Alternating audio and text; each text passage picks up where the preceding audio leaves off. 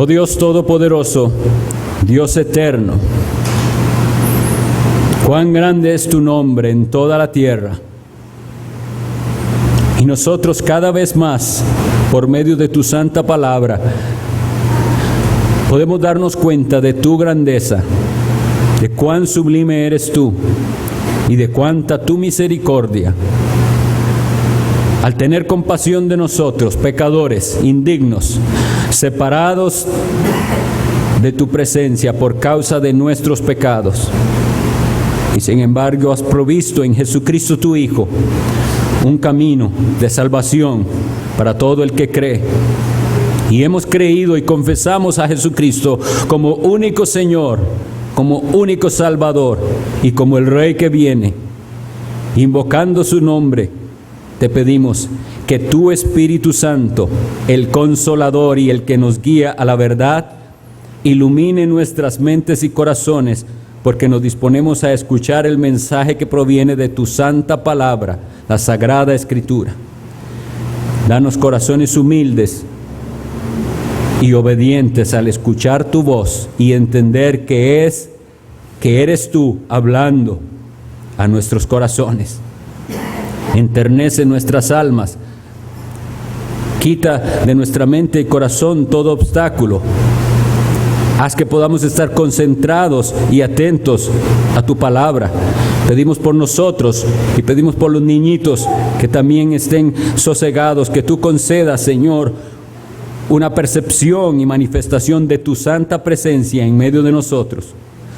Habla, Señor, porque te necesitamos y queremos escuchar tu voz y atenderla. Para el bien de nuestras almas y para la gloria de Jesucristo el Señor oramos. Amén. Pueden sentarse.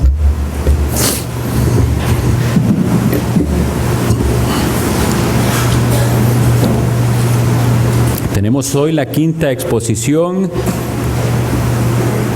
en el libro del profeta Joel.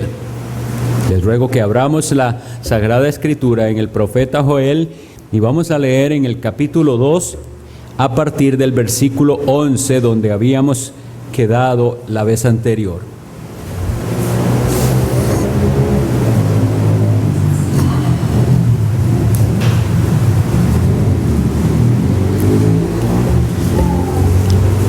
Joel 2, voy a leer del versículo 12 al versículo 27.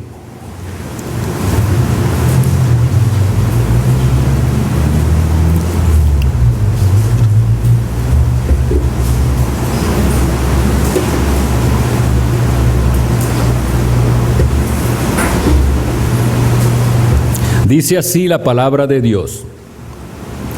Y Jehová dará su orden delante de su ejército, porque muy grande es su campamento, fuerte es el que ejecuta su orden, porque grande es el día de Jehová y muy terrible, ¿quién podrá soportarlo? Por eso pues, ahora dice Jehová, convertíos a mí con todo vuestro corazón, con ayuno y lloro y lamento. Rasgad vuestro corazón y no vuestros vestidos, y convertíos a Jehová vuestro Dios, porque misericordioso es y clemente, tardo para la ira y grande en misericordia, y que se duele del castigo. ¿Quién sabe si volverá y se arrepentirá y dejará bendición tras de él? Esto es, ofrenda y libación para Jehová vuestro Dios. Tocad trompeta en Sión, proclamad ayuno, convocad asamblea, reunid al pueblo, santificad la reunión, juntad a los ancianos, congregad a los niños y a los que maman, salga de su cámara el novio y de su tálamo la novia. Entre la entrada y el altar lloren los sacerdotes, ministros de Jehová, y digan, perdona, oh Jehová, a tu pueblo, y no entregues al oprobio tu heredad, para que las naciones se enseñoreen de ella. ¿Por qué han de decir entre los pueblos, ¿dónde está su Dios? Y Jehová, solícito por su tierra, perdonará a su pueblo. Responderá Jehová y dirá a su pueblo: he aquí yo os envío pan y mosto y aceite, y seréis saciados de ellos, y nunca más os pondré en oprobio entre las naciones. Y haré alejar de vosotros al del norte, y lo echaré en tierra seca y desierta, y su faz será hacia el mar oriental, y su fin al mar occidental, y exhalará su hedor, y subirá su pudrición, porque hizo grandes cosas. Tierra, no temas, alégrate y gózate, porque Jehová hará grandes cosas. Animales del campo, no temáis, porque los pastos del desierto reverdecerán, porque los árboles llevarán su fruto, la higuera y la vid darán sus frutos. Vosotros también, hijos de Sión, alegraos y gozaos en Jehová vuestro Dios, porque os ha dado la primera lluvia a su tiempo, y hará descender sobre vosotros lluvia temprana y tardía, como al principio. Las eras se llenarán de trigo, y los lagares rebosarán de vino y aceite. Y os restituiré los años que comió la oruga, el saltón, el revoltón y la langosta, mi ejército que envié contra vosotros. Comeréis hasta saciaros, y alabaréis el nombre de Jehová vuestro Dios, el cual hizo maravillas con vosotros, y nunca jamás será mi pueblo avergonzado. Y conoceréis que en medio de Israel estoy yo, y que yo soy Jehová vuestro Dios, y no hay otro, y mi pueblo nunca jamás será avergonzado. Hemos leído todo el fragmento, muy probablemente no veremos todos estos versículos, pero vamos a empezar entonces en el versículo 11, donde habíamos quedado la vez anterior, y el versículo nos dice así: y Jehová dará su orden delante de su ejército, porque muy grande es su campamento, fuerte es el que ejecuta su orden, porque grande es el día de Jehová, y muy terrible. ¿Quién podrá soportarlo? El tipo de destrucción que se describe en este texto tiene un lenguaje militar. Si hemos puesto atención, se utiliza un lenguaje metafórico. Metáfora significa cuando hacemos comparaciones. Hacemos comparaciones a veces poéticas, a veces ilustrativas. Pero entonces, esta invasión de ese ejército, que según habíamos visto era una plaga que vino sobre ellos,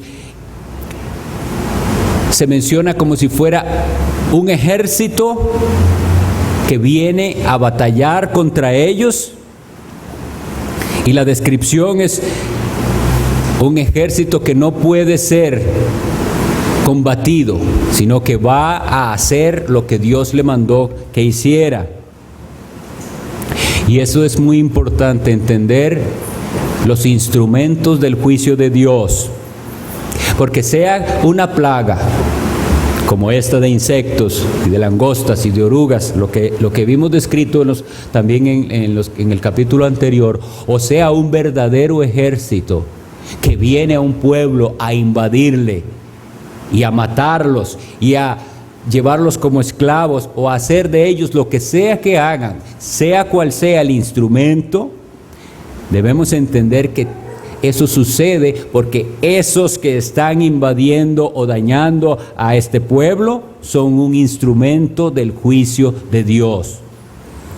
Hay una tendencia a pensar que cuando sucede algo malo, sobre todo tragedias, Dios no tiene nada que ver en eso. Y lo que hay detrás de evitar aceptar que Dios está controlando la situación y que es Dios quien envía esa situación, es también una negativa a aceptar de que vendrá un día de juicio y de ira de Dios. Entonces no puedo aceptar que los juicios temporales y las tragedias que ocurren en nuestro tiempo, cosas terribles que ustedes y yo hemos oído en las noticias y que suceden y que seguirán sucediendo, nuestra mente humana quiere evitar pensar que es Dios el que está mandando esa tragedia. Porque al hacerlo, y muchos de verdad, hasta en las iglesias, quieren quitarle eso a Dios, pero al hacerlo también están quitando una característica y atributo de Dios, que Dios manifiesta su ira y que le manifiesta de maneras terribles.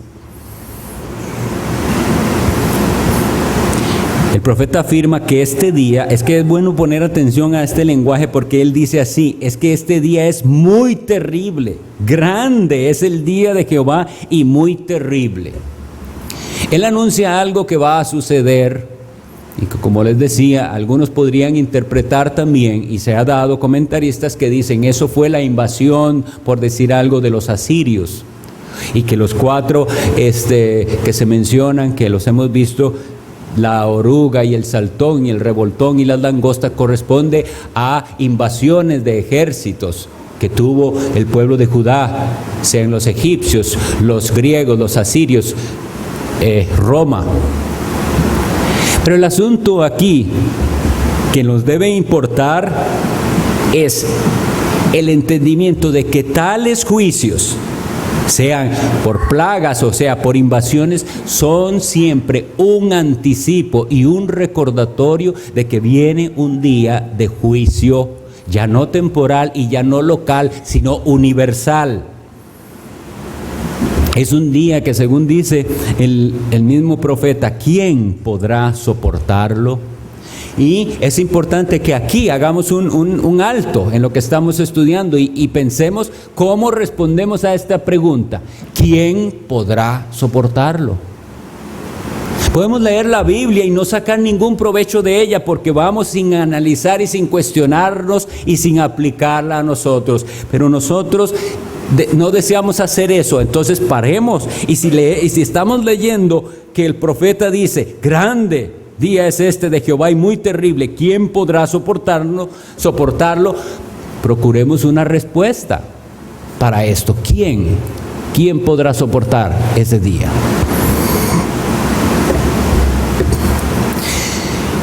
La respuesta es que nadie en sus propias fuerzas o con su propia capacidad podrá soportar este gran día. Y eso lo vamos a ver conforme avanzamos hoy. Pero nadie en sus propias fuerzas podrá. Estamos enfrentándonos, como habíamos visto la vez anterior, también con el Shaddai, el Todopoderoso, el que destruye, el que tiene poder, no solo de matar tu cuerpo, sino de echar tu alma al infierno, según las palabras de Jesucristo. ¿Quién podrá soportarlo? Vamos a tener eso en mente durante la exposición. Seguimos al versículo 12 y nos dice esto la Escritura. Por eso, pues, ahora, dice Jehová, convertíos a mí con todo vuestro corazón, con ayuno y lloro y lamento. Los juicios de Dios, las tragedias que Dios envía a la tierra, pueden tener un propósito benigno. Y el propósito benigno es que pueden servir para llamar a personas al arrepentimiento. Pero si nosotros vamos a hablar del arrepentimiento y de una frase como esta que llama a la conversión, y no entendemos qué es la conversión, no hemos sacado ningún provecho. Necesitamos entonces parar aquí un momentito y revisar qué es lo que quiere decir la conversión. En Jeremías 31:18 encontramos un versículo muy interesante. Si pueden lo buscan, si no lo leo para ustedes. Jeremías 31:18. Escuchando, he oído a Efraín que se lamentaba. Me azotaste y fui castigado como novillo indómito. Conviérteme y seré convertido, porque tú eres Jehová, mi Dios. Debemos entonces comenzar por reconocer que la conversión no es algo que está en el poder del ser humano. No es algo que cada uno puede decir, ya, ahora sí me voy a convertir. No es algo de nuestra capacidad. Pero en ese versículo, y conectándolo con lo que venimos estudiando, vemos el proceso de la conversión. ¿Qué es lo que dice él que escuchó a Efraín? ¿Cuál era este lamento de Efraín? Me azotaste y fui castigado como novillo indómito. La palabra indómito significa indomable. Pensemos en una bestia indomable, que le pegan y no atiende, no es domesticable. Él se ve a sí mismo, Efraín, la tribu está refiriéndose a Israel en sí, pero está diciendo, he recibido el castigo de Dios y aún así este corazón mío lo sigo sintiendo rebelde. Y entonces a través de ese castigo y del sufrimiento que ese castigo trae a su alma, él clama, conviérteme, oh Jehová, y seré convertido. Porque es que hay miles de formas en las que el hombre procura reformarse a sí mismo y fracasar, hasta que entienda que no puede hacer nada por sí mismo, sino clamar a Dios que Dios haga esa obra en él. Entonces, como les decía, los juicios temporales de Dios, los castigos para su pueblo tienen un propósito benéfico. Cuando vienen tragedias temporales, locales, hay quienes a través de aquellas tragedias su corazón es enternecido e impactado para entender y reconocer la inminencia del juicio, y que esta tragedia que estoy atravesando hoy no es nada con respecto a lo que viene, y el alma es conmovida para entender y reconocer la necesidad de conversión.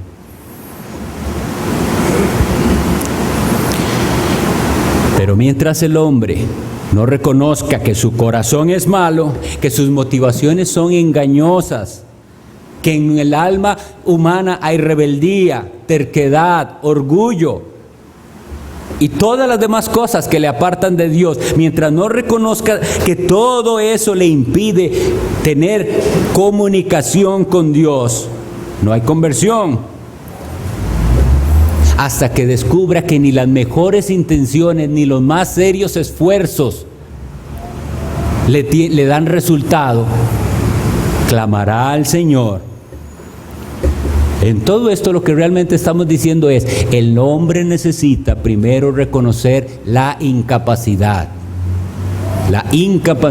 total del ser humano. Eso martilla y duele en el orgullo de los seres humanos, porque sigue el hombre pensando que tiene libre albedrío y que yo decido cuándo hago las cosas y cómo las hago.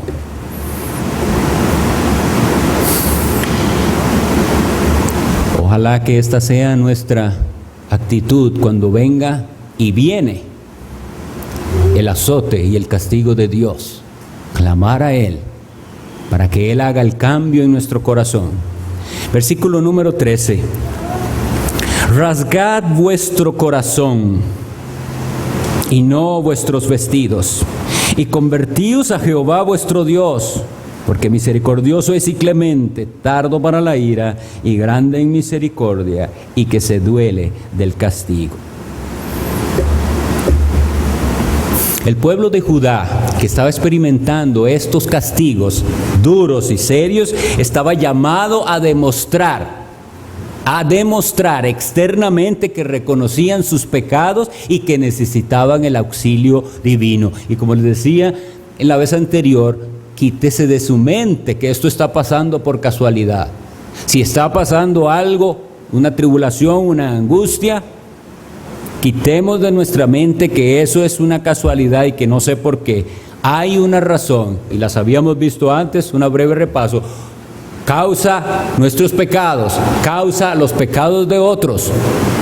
o Dios formando algo en nosotros, pero nunca es una casualidad. Pero al entender esto, nosotros estamos llamados a una expresión externa de que reconocemos nuestra necesidad de Dios. Aquí tenemos que hacer un alto porque hay un camino engañoso en cuanto a esto de la conversión y del arrepentimiento. El arrepentimiento es fácilmente confundido con la expresión externa de la religión. Una religiosidad externa fácilmente se confunde con el verdadero arrepentimiento.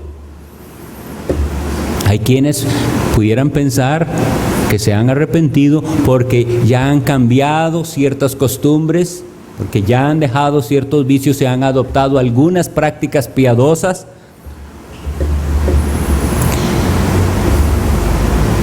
Y esto es importante si estamos hablando de arrepentimiento. De lo que se trata es de cuál es la motivación cuando alguien deja de hacer algo malo. Dejar vicios, eso lo hace mucha gente y por muchas razones. Solo el ejemplo de tomar o de fumar. ¿Por qué lo está haciendo? Por cuestiones de salud, porque sabe que daña su salud. Es una razón válida también. Pero si esa es la razón por la que esto le está haciendo, si esa es la razón, eso no es arrepentimiento.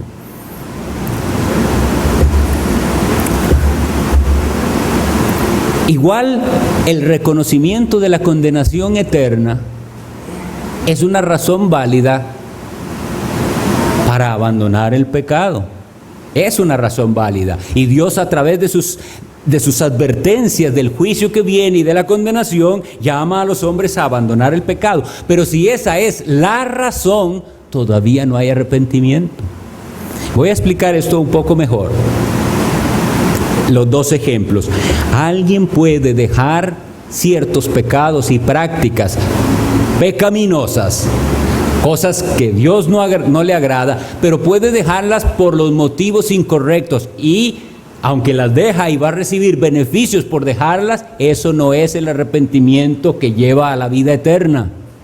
Y igual hay quienes, al entender, por ejemplo, hoy hace 8 días estuvimos hablando de la destrucción y de lo que significa que no hay aniquilación del alma, sino un tormento eterno para aquellos incrédulos, inconversos. Y ese convencimiento de que ese castigo viene, ya lo creo, eso me lleva a abandonar aquello que yo sé que ofende a Dios. El asunto que estamos diciendo es que si solo es la existencia del infierno lo único que lo sostiene a usted de no andar en el pecado, no ha habido arrepentimiento. Porque usted y yo podemos parar de hacer algo malo, pero estar deseando hacerlo. Y eso indica que su corazón no ha sido transformado. Y esto en cualquier pecado, no solo en los vicios. Necesitamos quitar de nuestra mente que los pecados solo son los vicios notorios, los vicios esos evidentes de los que todo mundo puede señalar. No es así, sino actitudes del corazón, actitudes del alma. No una persona violenta o iracunda. Entonces se refrena de su ira y de su violencia, pero en su corazón el odio es al mismo nivel que si lo estuviera agrediendo a la otra persona. No hay arrepentimiento. Su corazón no ha sido transformado, no ha sido cambiado. Pero entonces necesitamos reconocer estos elementos presentes en el verdadero arrepentimiento. No es un dolerse de los pecados solo por las consecuencias de los pecados. Fácilmente alguien puede arrepentirse de haber tenido una vida inmoral cuando ya está infectado de una enfermedad venérea. Pero yo he dicho esto y lo repito porque creo que es una verdad muy triste. Nosotros sabemos la inmoralidad en que se vive Y yo mismo, como algunos de ustedes saben, fui por la gracia de Dios rescatado de una vida inmoral. Sin embargo, también conocí personas que sin conocer a Dios son muy comedidos en su vida moral. Mucho temor a las enfermedades que vienen a través de la inmoralidad. Pero esas mismas personas, si el día de mañana saliera la tal vacuna contra esas enfermedades, y yo sé que si me da esta infección me la van a poder curar, el freno que tenían se quita. Y entonces se muestra lo que hay en su corazón.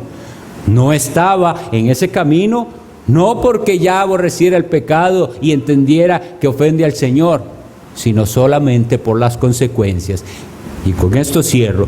La sección del verdadero arrepentimiento no es por las consecuencias que los pecados traen temporalmente en esta vida, ni es por las consecuencias que el pecado trae eternamente. Esa no es la única razón por la que el pecador debe volverse a Dios y abandonar el pecado.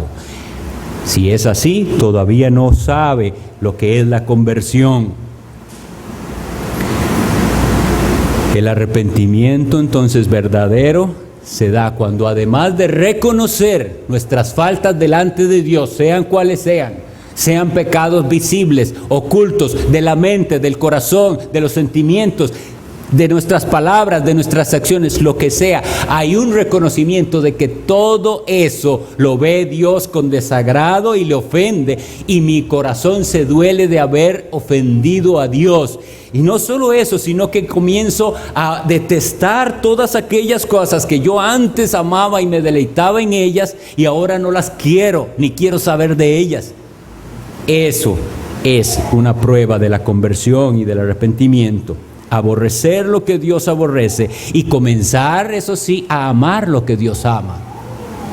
No se trata de que ahora tengo diferentes hobbies, no se trata de que ahora me entretengo de una forma diferente.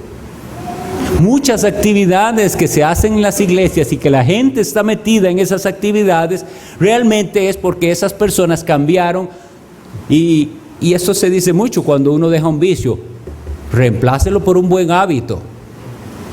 Y eso funciona. Pero las cuestiones espirituales no se trata simplemente de un buen hábito. Es que el corazón ahora anhela cosas que antes ni se imaginaba, y se deleita en cosas que antes no se deleitaba en la presencia de Dios. Y solo un versículo para refutar aquella forma en que muchos entienden el arrepentimiento. Y por eso piensan, es que un mal entendimiento del arrepentimiento lleva a la gente a pensar que lo puede posponer. No clama por él, no dice ahí como Efraín, conviérteme y seré convertido. No, él piensa que él puede posponer el arrepentimiento y que no es algo por lo que tiene que clamar. Pero una cita que solo una traje para refutar esto, en la segunda epístola a Timoteo, en el versículo 2 y capítulo 2, 25, leo para ustedes, hablando de lo que tiene que hacer un pastor o un predicador, dice, que con mansedumbre corrija a los que se oponen, por si quizá Dios les conceda que se arrepientan para conocer la verdad. Y con esto vemos una relación clara entre el arrepentimiento y el conocimiento de la verdad. No hay verdadero arrepentimiento, no hay conocimiento de la verdad. Y hay quienes, yo fui uno de ellos también, no entendía que nosotros no tenemos que arrepentirnos solo de lo que hicimos, sino de lo que creímos y que estaba mal. Me arrepiento de haber creído incorrectamente. Muy pocas veces se hace a la gente entender que creer el error es estar en tinieblas y que tengo que haberme arrepentido de vivir en las tinieblas del error. Pero como dice aquí, a algunos Dios concederá que se arrepientan para que puedan conocer la verdad. Versículo 14 del capítulo 2 de Joel que estamos estudiando.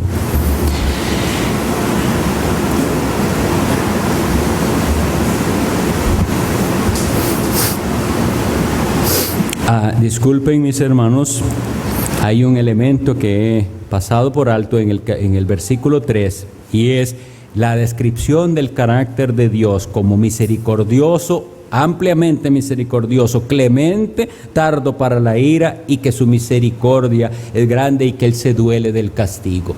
Tenemos que entender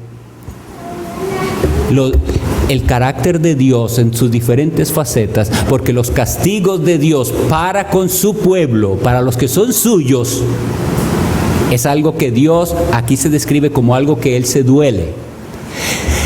Lo que está tratando de hacer es comparar la disciplina que nosotros como padres damos a nuestros hijos. Si usted conoce un padre o usted es un padre que se goza en castigar a sus hijos, usted no tiene idea de lo que es la disciplina. Porque en la disciplina el padre se duele de aplicar el castigo, pero no evita ese castigo, porque ese castigo es necesario, tiene un propósito. Lo mismo Dios, Él está diciendo, tengo que a este pueblo rebelde que es mi pueblo, enseñarle por una forma dura, y eso le duele al Señor. Pero es muy diferente del castigo eterno y del derramar su ira sobre los incrédulos, lo cual es la vindicación de su justicia. De manera que si no entendemos esto, pensaríamos que Dios eternamente iba a estar dolido del castigo de los impíos. Pero eso no es así. De hecho, se nos manda a nosotros a regocijarnos en el día final en el que Dios aplastará a sus enemigos. Y será vindicado el nombre de Dios que fue tantas veces ofendido. Separemos las dos clases de castigo. Hay un castigo que es aplicado al pueblo de Dios para conversión, y hay un castigo que es la ira del Dios Santo contra sus enemigos. Y seguimos entonces ahora sí en el versículo 14, cuando Él dice, ¿quién sabe si volverá y se arrepentirá y dejará bendición tras de Él? Esto es ofrenda y libación para Jehová vuestro Dios. Vuelvo a repetir, ya 18 lo dije, la única reacción sensata y sabia ante los juicios de Dios es ampararse en su misericordia, porque todavía está disponible la misericordia de Dios. Y en este caso, aquella devastación, ver cómo quedó aquella tierra, cómo quedaron los árboles comidos de aquellas plagas, no había que comer, no había que ofrecer en el templo de Dios. ¿Recuerdan que vimos esto? Para acercarse a Dios no se podía acercarse uno con las manos vacías, y había claramente definido con qué se presentaba el pueblo de Dios, cada uno ante Dios. Había que ofrecer algo. Pero en esta miseria en que vivía ahora Judá a través de estas plagas, ya no podían acercarse a Dios porque no había ni siquiera qué ofrecer. Por eso Él dice en este lenguaje, para hacernos a nosotros entender, quién sabe si Dios, al ver que este pueblo se arrepiente y se convierte y deja el mal y vuelve a la senda correcta, dejará bendición tras de Él. Y la bendición a la que se refiere es esa comunicación otra vez con Él.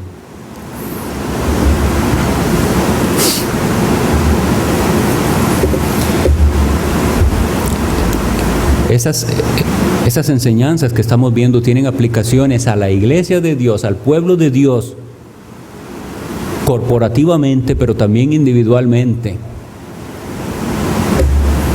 Cuando una persona entra en un periodo en el cual está en un desierto espiritual y no hay comunicación con Dios, y siento que oro, pero es como si mis oraciones no pasan del cielo raso, dice uno. No tengo gozo en el orar, no tengo gozo en el cantarle al Señor, no me regocijo en estudiar la palabra de Dios, estoy imposibilitado de esa comunicación de esa comunión con mi Señor Jesucristo, ¿qué es lo que hay? Es un juicio de Dios. Como nosotros pensamos materialistamente, pensamos que el juicio de Dios es nada más que les quite el alimento. Pero qué mayor juicio que Dios vuelva su rostro y oculte su rostro. Pero si hay arrepentimiento genuino, si hay conversión, Dios puede dejar detrás de esto la oportunidad de volver a comunicarse con Él. Y entonces aquel sacrificio único y perfecto de Cristo vuelve a ser para nosotros real y aplicado. Y entonces ya no solamente usted dice en palabras que su oración es en el nombre de Jesús, sino que con un claro entendimiento se presenta ante Dios con esa confianza de que ese mediador que está a la diestra del Padre es aceptable, que su mediación es aceptable por el Padre.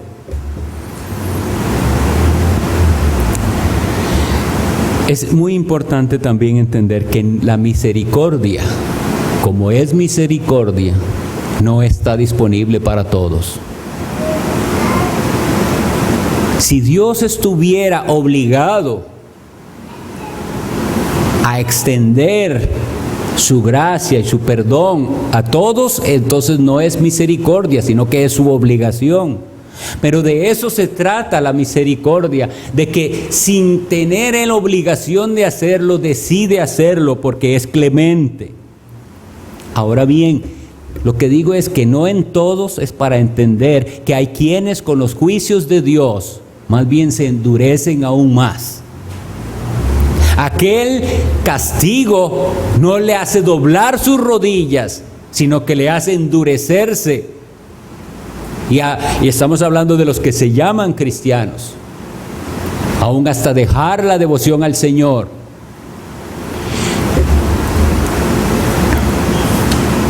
En el libro de Apocalipsis, en el capítulo 16, yo veo un ejemplo de esto. Los dos efectos de los juicios de Dios sobre los suyos de una manera, sobre los que no son suyos de otra manera. Y en Apocalipsis 16 yo leo en el versículo 9 donde dice: y los hombres se quemaron con el gran calor. ¿Y qué hicieron? Se arrepintieron y blasfemaron el nombre de Dios, que tiene poder sobre estas plagas, y no se arrepintieron para darle gloria.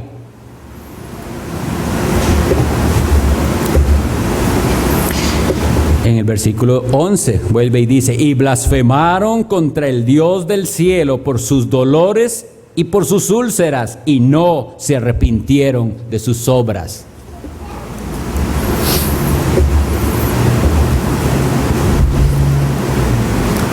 Quiera Dios que no haya entre nosotros alguien que cuando viene el juicio de Dios y el castigo de Dios y la tribulación, endurezca su corazón. Y en lugar de ver su propio pecado y doblar sus rodillas ante Dios para clamar por misericordia, esté buscando culpables. Es que en cada situación personal, hagamos este ejercicio, les ruego conmigo, esa situación triste, mala, difícil, incómoda que estás viviendo, Dios la mandó a su vida. Es Dios. Usted puede querer buscar culpables y causantes, pero Dios es el que lo envió. Ese es su ejército. Ese es el ejército que envié contra ti, según lo que hemos estado leyendo. Dios lo llama mi ejército. ¿Cuál es ese ejército que está batallando con usted y cómo está enfrentando usted esto?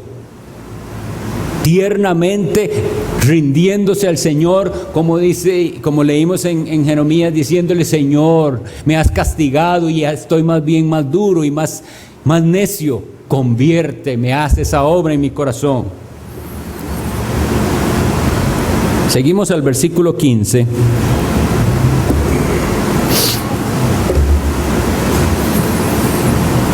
Y dice el profeta esto: tocad trompeta en Sión, proclamad ayuno, convocad asamblea. Sión es el nombre que se le da a ¿cuál ciudad? a Jerusalén. También se le llama a veces la ciudad de David. Pero en la Biblia, Sión, Jerusalén, se considera la iglesia de Dios también. Esto lo podemos leer en Hebreos 12:22, cuando se le llama Jerusalén la celestial. La iglesia, y esperamos que el Señor en unos meses nos dé la bendición de estudiar esto más profundamente, pero la iglesia, no nos cansamos de decir, es la asamblea de los que han sido llamados o convocados por Dios del mundo, y los llama y los aparta para Él. Y cuando la Biblia dice tocad trompeta en Sión, sin querer alegorizar, no es esa mi intención, yo me imagino que se está diciéndole a la iglesia, al pueblo de Dios, tienen que sonar una voz de alarma. A eso está llamada la iglesia de Dios, a tocar una trompeta y a convocar una asamblea solemne. Porque esos a los que Dios llama, los que son la iglesia de Dios, la asamblea de los que han sido llamados por Dios a salir para que sean su pueblo, a esos Dios les da mandamiento de reunirse. Es mandamiento, no es opcional, es un mandamiento.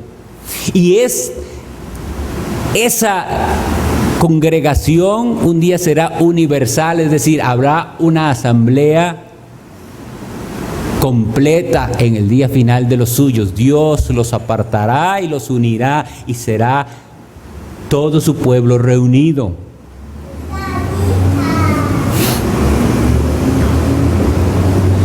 Pero la iglesia de Dios entonces está llamada a tocar una trompeta. Y yo digo, ¿cuántas iglesias o llamadas iglesias están reuniéndose por diversos motivos? Venimos para pasar un buen rato porque se ha hecho del culto al Señor algo muy entretenido y muy atractivo con diversas actividades, y no se está tocando esa trompeta de alarma del juicio que viene. De eso no hablemos, hablemos de las cosas bonitas y de las bendiciones temporales, ojalá, materiales, y hablemos de que Dios quiere que nos vaya bien en todo y querámonos mucho, y hagamos de la iglesia un club social. Y perdemos de vista lo que estamos llamados a hacer, sobre todo en el entendimiento de la inminencia de un juicio. Tocad trompeta en Sión. Iglesia de Dios, entendamos que somos llamados a esto, a tocar la trompeta y a anunciar que el día viene y que es terrible y que nadie puede soportarlo a menos que esté refugiado en Cristo. Este versículo habla del ayuno y estudiamos un poco de esto en una ocasión anterior. Y dijimos, viendo lo que la palabra del Señor nos habla, que la práctica del ayuno es un componente de nuestra devoción privada esencialmente. Esencialmente el ayuno es un elemento de nuestra devoción personal privada que nosotros no estamos ni publicando ni diciéndole a los otros cada cuánto tenemos esa práctica que debería ser regular en la vida del creyente. Sin embargo, aquí vemos claramente que también hay ocasiones en las cuales el pueblo de Dios es convocado a reunirse en ayuno.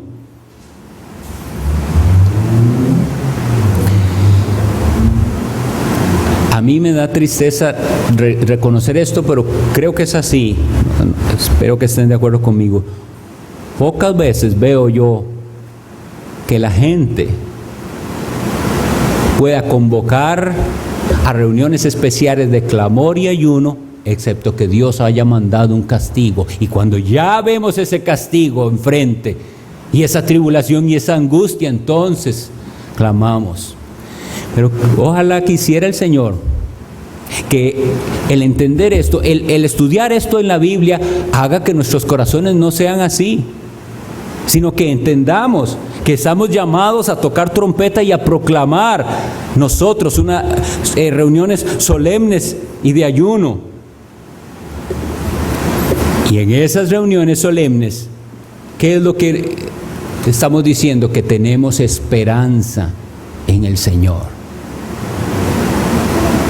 Que tenemos esperanza. Versículo 16. Reunid al pueblo, santificad la reunión, juntad a los ancianos, congregad a los niños y a los que maman, salga de su cámara el novio y de su tálamo la novia. Una vez más, ¿qué diferencia se nota aquí entre las prácticas y tendencias que hoy en día en las iglesias se dan? Hay actividades, en las cuales la separación por edades o por sexos es válida y es útil, ciertas actividades. Pero ese pensamiento metido del mundo en nuestras iglesias de que los jóvenes con los jóvenes tienen que andar y que no pueden mezclarse con los ancianos o con los niños, eso es diabólico.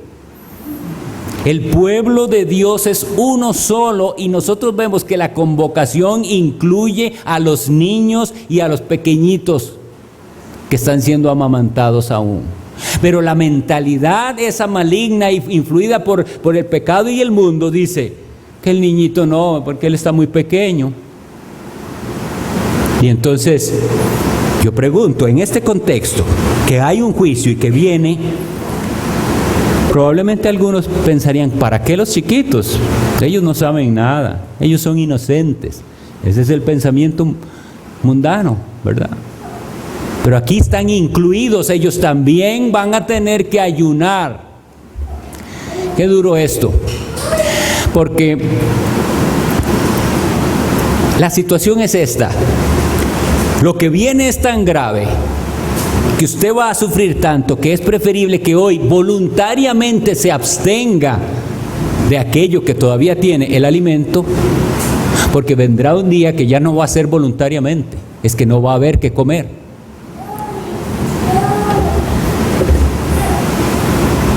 Pensemos en esto. Y que aquellos días de aflicción, y esto estamos hablando solo del alimento, hay muchas otras áreas en las que Dios podrá castigar a cada uno y a cada región y a cada pueblo. Pero volviendo al asunto, lo que dice el versículo es que la convocación incluye a todos. Nosotros como asamblea cristiana, como iglesia de Dios, debemos procurar tener comunión los unos con los otros, los grandes con los pequeños y los jóvenes con los viejos y los niñitos con todos. Un dato interesante es que el profeta incluye a los recién casados, y es que en el Antiguo Testamento, no voy a leer la referencia ahora, no la tengo, pero decía que, por ejemplo, para salir a la guerra, si había un recién casado, él tenía dispensa. Desde ahí, no vaya, porque no va, quédese un año, usted está, por decirlo en nuestra forma de hablar, de luna de miel. Sin embargo, la situación aquí es tal que aquí olvídese de su luna de miel. Esto es serio, serio. Deje lo que está haciendo. Hay algo que hoy leímos en la lectura de los números que es importante. En las convocaciones solemnes se dice: ningún trabajo de siervo haréis. Y esto me hacía reflexionar en que cómo incluso el trabajo, que es algo bueno y que es mandado por Dios, es una de las distracciones e impedimentos en que yo me dedique a buscar a Dios. En el día que es santa convocación, estoy dedicado primariamente a buscar a Dios y a disfrutar de su presencia, no a hacer lo que hago cualquier otro día, porque todo eso, lo que hago cualquier otro día, me impide la comunión con Dios. Pero nosotros quisiéramos adecuarlo y decir, y ponernos nuestras propias reglas en cuanto a lo que Dios pide. Nosotros tenemos un día que el Señor nos mandó a guardar, y es el día del Señor. Frecuentemente el Señor nos hace reflexionar cómo estamos utilizando el tiempo en ese día que es de Él. Y quitemos del día del Señor las actividades que nos distraigan de nuestra comunión con Cristo, de su palabra, que la debemos leer todos los días de nuestra vida, pero más el día del Señor. Y todos los días debemos orar, pero más el día del Señor. Y todos los días debemos alabar al Señor y cantarle, pero más el día del Señor. Y al reconocer esto, lo primero que tenemos que hacer es tener entonces una actitud de arrepentimiento y cada uno decir: Señor, me doy cuenta cómo he pospuesto cosas en el día del Señor. Me doy cuenta que he preferido otras cosas que consagrarme y concentrarme en lo sagrado.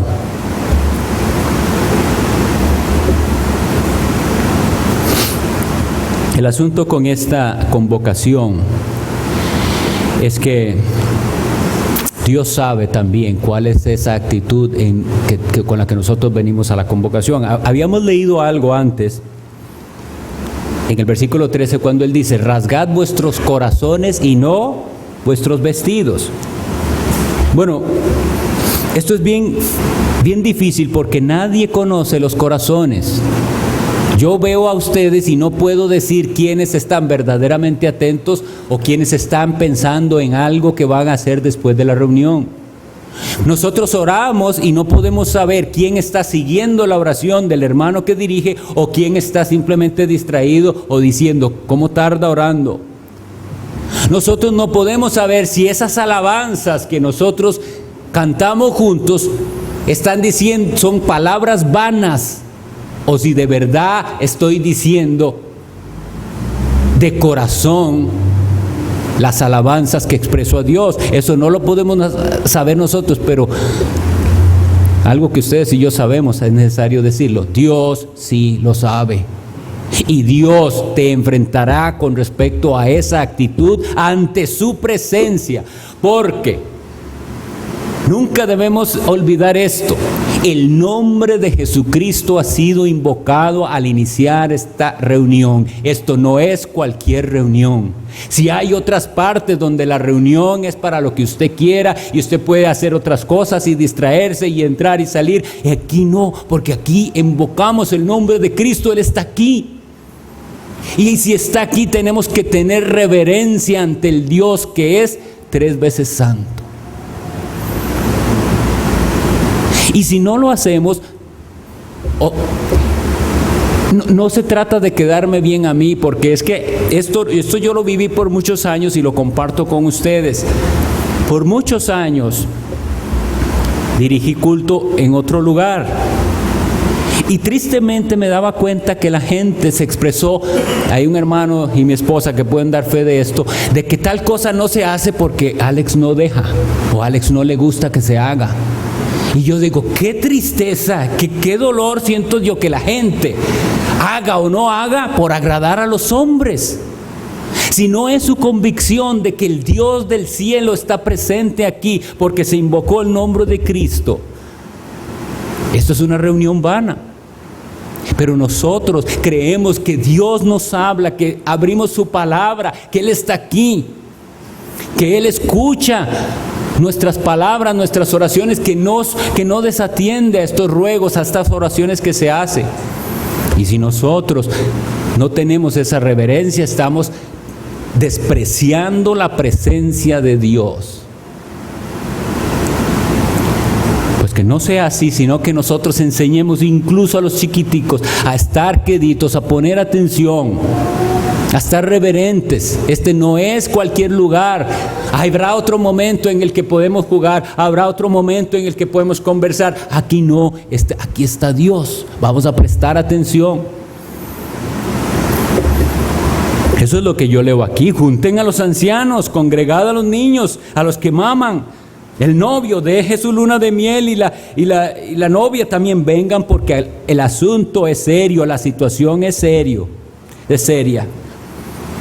Y Dios juzgará. Versículo 17.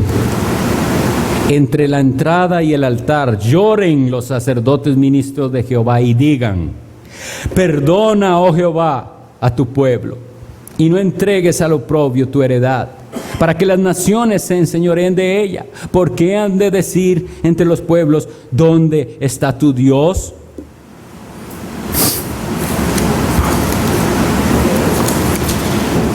Cuando Salomón dedicó el templo en Jerusalén,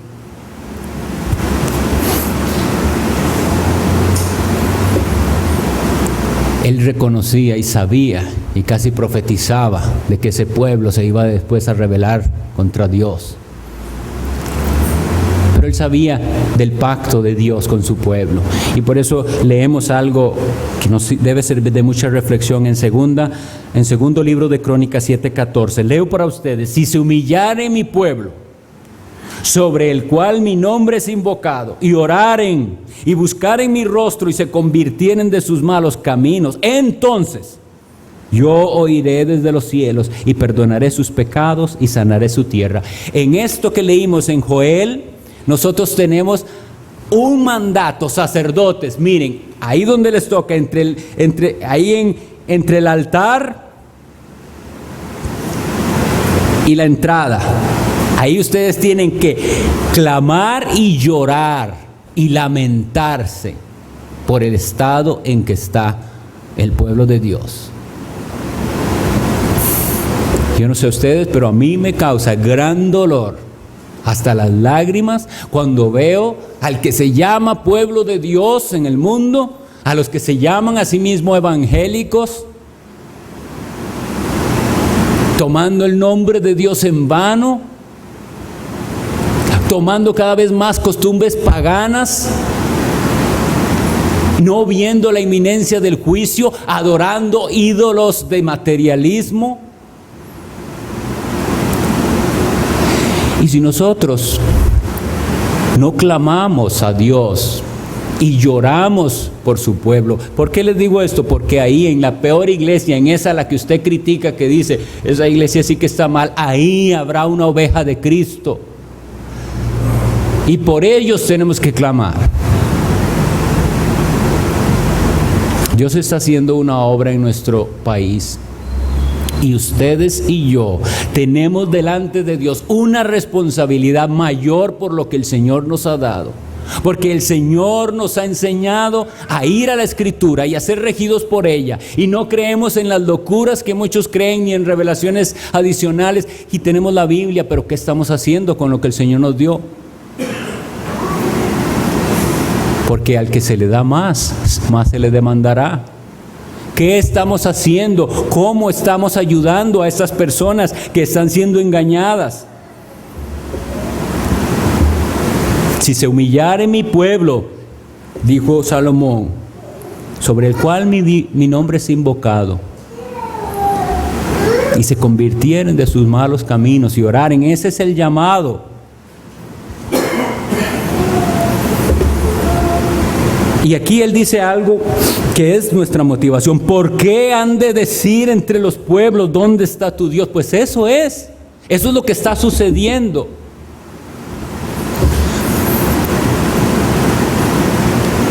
Hoy en día, cuando hablan de cristianos, la gente fácilmente dice, cristianos, yo viera las experiencias que he tenido con cristianos. Eso es.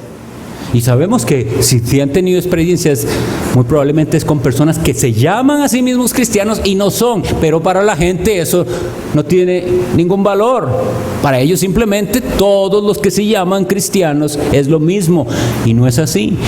Lo único que podemos hacer para contrarrestar eso es que el mundo vea en nosotros algo diferente, un pueblo santo, apartado del mundo, un pueblo rendido a Cristo y a su ley, y que ellos puedan decir, no nosotros, sino ellos, esta gente sí es diferente, en esta gente veo algo diferente. ¿Qué es lo que tienen que ver? A Cristo en nosotros.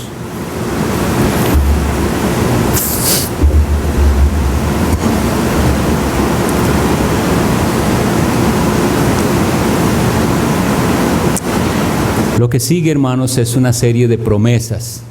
Y no quiero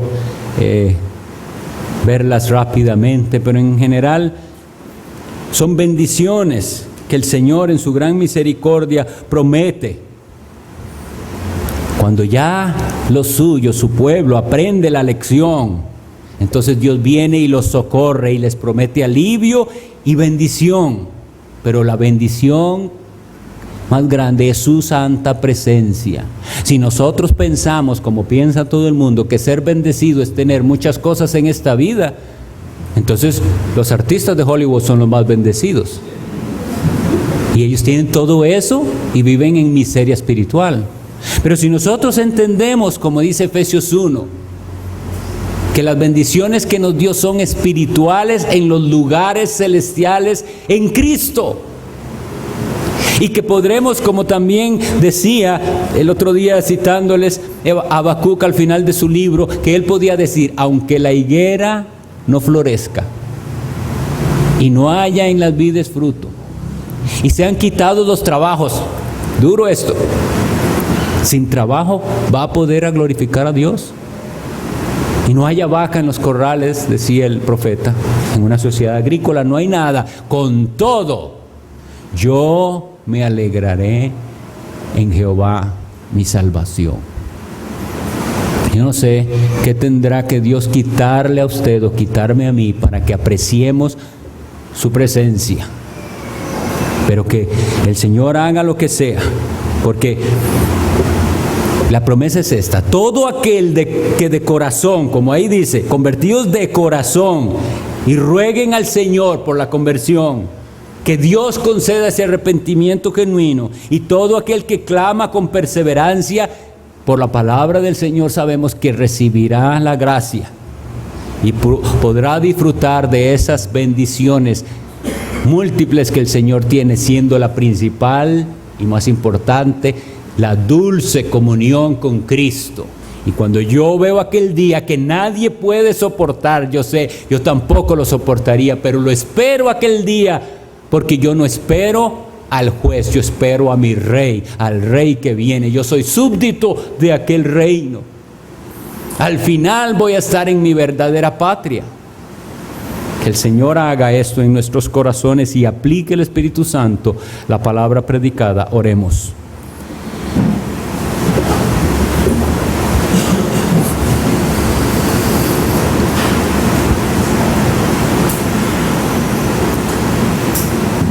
Dios bendito, clamamos a ti, suplicando tu perdón,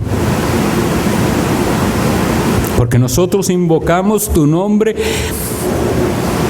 y nos comportamos como si tú no estuvieras aquí, porque nuestros corazones son dominados de la incredulidad, porque nuestros corazones se llenan de dudas.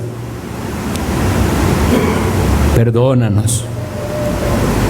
Haz, Señor, que cada vez que nos reunamos aquí seamos conscientes de tu presencia y de que cada día es una ampliación de tu misericordia hasta el día en que no vendrá ya un juicio temporal, sino el cataclismo en el cual todo el universo recibirá tu ira.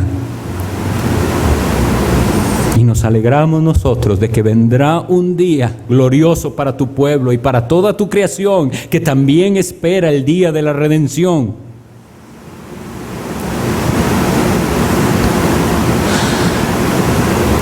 Confiamos en tu promesa que no será avergonzado ninguno que ponga su fe en Jesucristo y se rinda a Él, y así nos rendimos una vez más. Y mira, Señor, cada alma y cada corazón, cada vida. Y actúa por el poder de tu palabra, porque tu palabra es como fuego y como martillo que quiebra las piedras. Enternece nuestros corazones, acércanos a ti. Haz que este tu pueblo se humille delante de ti y que abandonemos cualquier cosa que nos está apartando de ti. Escucha nuestro ruego porque lo hacemos invocando a Cristo como nuestro Señor. Y mira, Señor, las almas necesitadas aquí. Tú conoces las penas de cada uno, las debilidades de cada uno, los pecados con los que cada uno de nosotros estemos luchando. Tú lo ves. Sé propicio a nosotros. Provee, Señor, según tu misericordia, las necesidades de los tuyos. Y que podamos gozarnos en ti y esperarte. En Jesucristo nuestro Salvador es nuestra oración. Amén.